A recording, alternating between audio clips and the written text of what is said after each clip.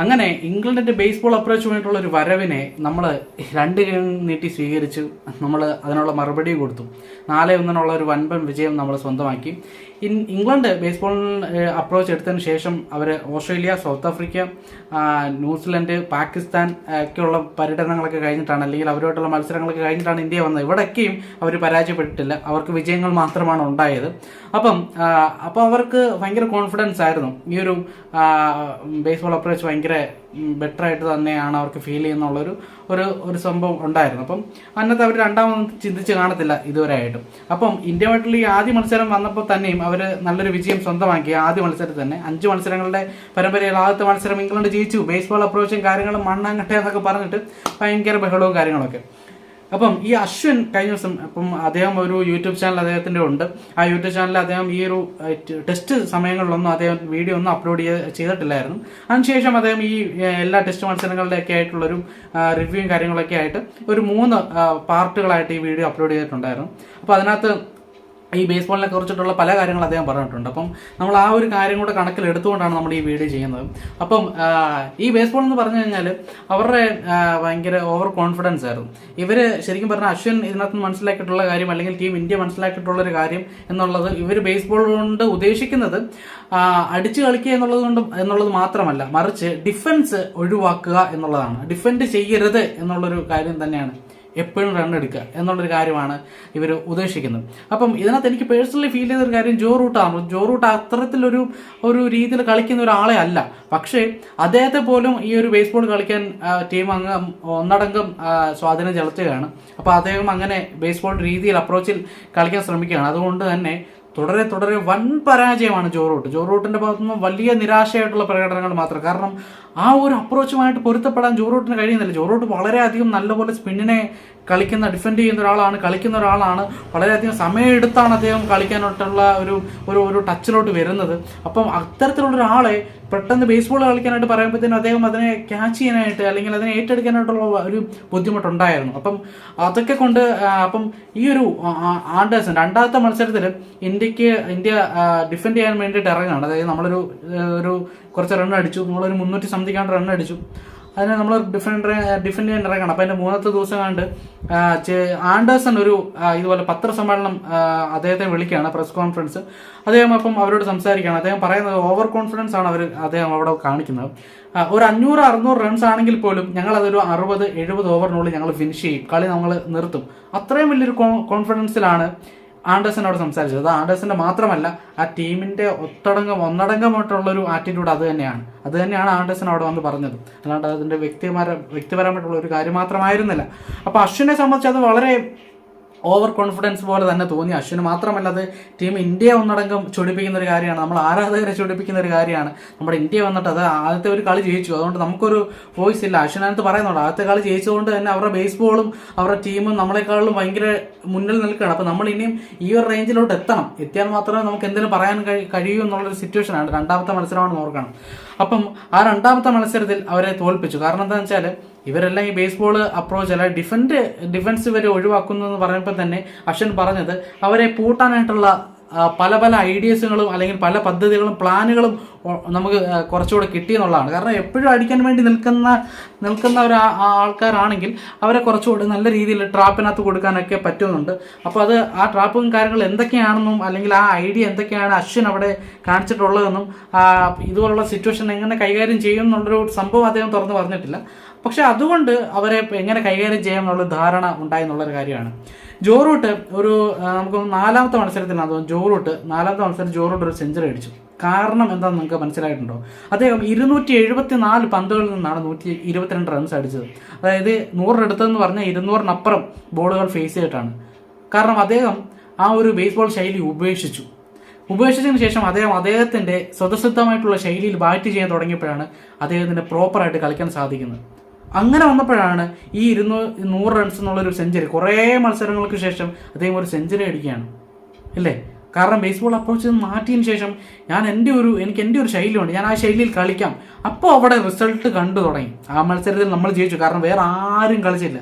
അദ്ദേഹം last 8th wicket 9th wicket പാർട്ണർഷിപ്പിലാണ് ഈ 100 complete ചെയ്യുന്നത്. വേറെ ആരും കളിച്ചിട്ടില്ല. അപ്പം അവരെല്ലാം എപ്പോഴാണെങ്കിലും ഈ ബേസ്ബോൾ അപ്രോച്ച് നല്ലത് തന്നെയാണ്. പക്ഷേ അവിടെ ഉണ്ടാകുന്ന ഒരു പ്രശ്നം എന്താണെന്ന് വെച്ചാൽ ഒരു ടീം ഒരു തകർച്ച, ഒരു 3 വിക്കറ്റ് 4 വിക്കറ്റ് പോയി നിൽക്കുന്ന ഒരു തകർച്ച സിറ്റുവേഷൻ ആണെങ്കിൽ നമ്മൾ സ്വാഭാവികമായിട്ടും ഡിഫൻസിലോട്ട് കുറച്ച് പോകേണ്ടതാണ്. കുറച്ച് ബോളുകൾ നെക്കുക, ബോളുകൾ പഠിക്കുക, സിംഗിൾസ് ഇട്ട് റൺസ് സ്കോർ ബോർഡ് ചലിപ്പിക്കുക, അതാണ് ഏറ്റവും കൂടുതൽ നോക്കേണ്ടത്. അല്ലാണ്ട് കുറച്ച് വിക്കറ്റുകൾ പോയി നിൽക്കുന്ന സമയത്ത് ഞങ്ങൾ ബേസ്ബോൾ അപ്രോച്ചുകളാണ്, ഞങ്ങളോട് അറ്റാക്ക് ചെയ്യാനേ ശ്രമിക്കുള്ളൂ എന്ന് പറഞ്ഞു കഴിഞ്ഞാൽ കുറച്ചുകൂടെ ഫീൽഡിങ് ആ രീതിയിൽ സെറ്റ് ചെയ്ത് കുറച്ചുകൂടെ നല്ല ബോളുകൾ എറിഞ്ഞാൽ തീരാവുന്ന കേസേ ഉള്ളൂ. അപ്പം ഇവിടെ ബ്രണ്ടൻ മക്കലോവും സ്റ്റോക്സും ബേസ്ബോൾ അപ്രോച്ച് എന്നുള്ളൊരു സംഭവം ഓൾറെഡി പബ്ലിഷ് ചെയ്ത് കഴിഞ്ഞു.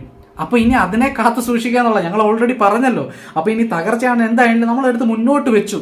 അതുകൊണ്ട് നമുക്കിനി അത് തീർത്തേ മതിയാകത്തുള്ളൂ. ഇവിടെ നമ്മൾ ബേസ്ബോൾ അപ്രോച്ച് നമ്മളത് നിർത്തുകയാണ് എന്ന് പറയാൻ കഴിയത്തില്ല. ഓൾറെഡി ആ ഒരു സംഭവം വലിയൊരു സംഭവമായിട്ട് എടുത്തു തലക്കനമായിട്ട് അതിങ്ങനെ ഇരിക്കുകയാണ്. അപ്പോൾ അതുകൊണ്ട് തന്നെ പെട്ടുപോയി, ഇന്ത്യയുടെ അടുത്ത് വന്നിട്ട് പെട്ടുപോയി. ഇനിയിപ്പോൾ ആ അപ്രോച്ചിൽ മാറ്റം വരുത്താനോ എടുക്കാനൊന്നും കഴിയുന്നില്ല. അത് കംപ്ലീറ്റ് ചെയ്യാൻ വേണ്ടിയിട്ട് അവർ പെടാപ്പാട് പെട്ടതാണ് ഈ 4-1 എന്നുള്ളൊരു തോൽവി.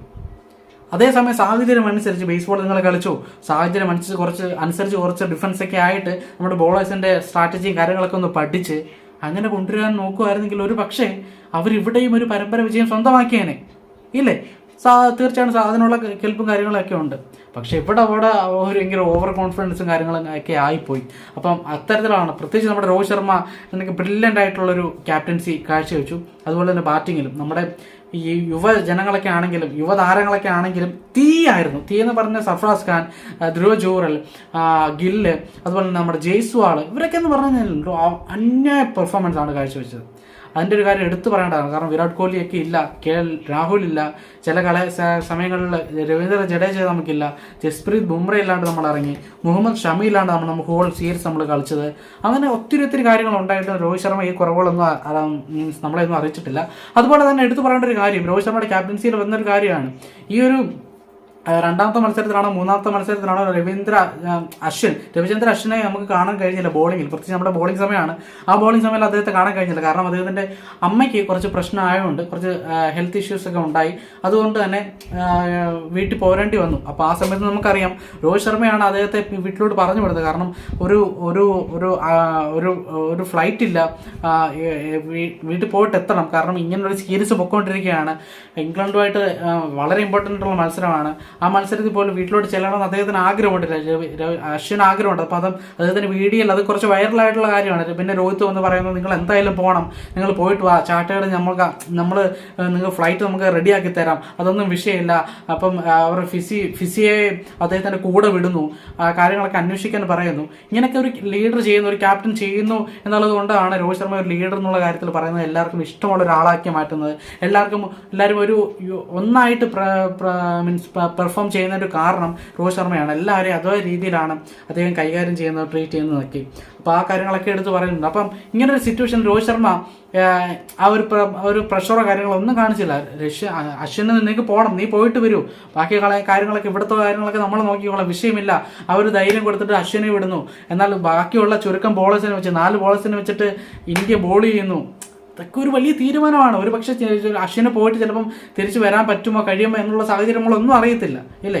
ആ സാഹചര്യത്തിൽ ആ റിസ്ക് ഏറ്റെടുത്തുകൊണ്ട് നാളെ അത് തോറ്റു കഴിഞ്ഞാൽ അശ്വിനെ മാറ്റിയത് വലിയ തെറ്റായിട്ടുള്ളൊരു തീരുമാനമാണെന്നൊക്കെ ഒരു പഴി രോഹിത്തിൻ്റെ മേലൊക്കെ ഉണ്ടാകാം. പക്ഷേ അവിടെ അദ്ദേഹം അശ്വിൻ്റെ ഒരു മാനസിക സ്ഥിതി മനസ്സിലാക്കി. അതുപോലെ തന്നെ അതൊക്കെ അശ്വിൻ്റെ ഒരു കുറവ് അവിടെ ബാക്കിയുള്ള പിള്ളേരെ വെച്ചിട്ട് സെറ്റ് ചെയ്തു.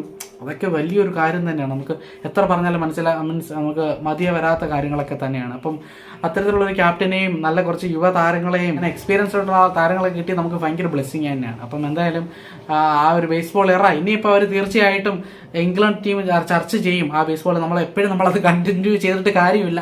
ചില സമയങ്ങളിൽ നമ്മുടെ ഒരു അപ്രോച്ച് മാറ്റണം എന്നുള്ള കാര്യങ്ങൾ ഇനി എന്തായാലും അവർ തീർച്ചയായിട്ടും ചർച്ച ചെയ്യും. വീഡിയോയുടെ ലെങ്ത് കുറച്ച് കൂടിയിട്ടുണ്ട്, കാരണം അത്രത്തോളം പറയാനുണ്ടായിരുന്നു എന്നുള്ളതാണ്. ഇനിയും കുറച്ച് കാര്യങ്ങൾ കൂടെ പറയാനുണ്ട്, പക്ഷേ ലെങ്ത് ഇത്രയും ആയതുകൊണ്ട് തന്നെ നമ്മളത് നിർത്തിയാണ്. എന്തായാലും എന്നെ നിങ്ങൾക്ക് ഇഷ്ടപ്പെടുന്നുണ്ടെങ്കിൽ ഈ ചാനൽ സബ്സ്ക്രൈബ് ചെയ്യാൻ, സപ്പോർട്ട് ചെയ്യുക. IPL നല്ല മികച്ച കുറച്ച് റിവ്യൂ ആയിട്ട് ഞങ്ങൾ വരുന്നുണ്ട്. ഞങ്ങൾ കുറച്ച് ഫ്രണ്ട്സൊക്കെ ആയിട്ട് ചേർന്ന് നിന്ന് റിവ്യൂസ് പറയുന്നുണ്ട്. അത് നിങ്ങൾക്ക് കാണാനും ഒക്കെയും നല്ല രസമായിരിക്കും.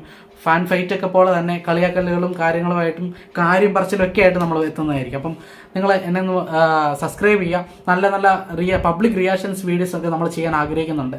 അപ്പോൾ അതൊക്കെ കാണാൻ താല്പര്യമുള്ളവർ എന്നെ സപ്പോർട്ട് ചെയ്യുക. നിങ്ങളുടെ സപ്പോർട്ടാണ് നമുക്ക് അതൊക്കെ ചെയ്യാനായിട്ടുള്ളൊരു ഇന്ധനം അല്ലെങ്കിൽ ഫ്യൂവൽ എന്നൊക്കെ പറയുന്നത് അതാണ്. അപ്പോൾ ആ ഒരു സപ്പോർട്ട് എന്തായാലും ഉണ്ടായിരിക്കുക. അപ്പോൾ നമുക്ക് മറ്റൊരു വീഡിയോ ആയിട്ട് വീണ്ടും കാണാം.